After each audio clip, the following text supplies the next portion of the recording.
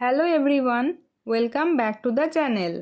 আজকে শেয়ার করছি 10 লাইনের একটি রচনা, বিষয় প্লাস্টিক দূষণ।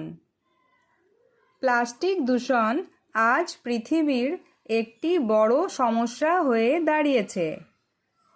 মানুষ প্রতিদিন প্লাস্টিক ব্যাগ, বোতল, চিপসের প্যাকেট ইত্যাদি ফেলে দেয়।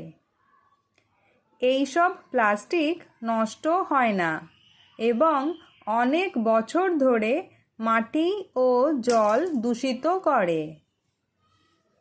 প্লাস্টিক নদী, সমুদ্র এবং খালবিলেও জমে পরিবেশ নষ্ট করে দেয়। পশু পাখি অনেক সময় ভুল করে প্লাস্টিক খেয়ে ফেলে এবং মারা যায়। প্লাস্টিক জ্বালালে বিষাক্ত ধোঁয়া তৈরি হয়, যা বায়ু দূষণ করে। প্লাস্টিকের ব্যবহার কমানো খুব জরুরি হয়ে পড়েছে। আমাদের পুনর্ব্যবহারযোগ্য জিনিস ব্যবহার করা উচিত।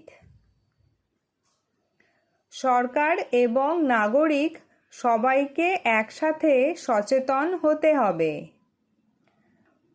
পরিবেশ বাঁচাতে হলে প্লাস্টিক দূষণ বন্ধ করতেই হবে।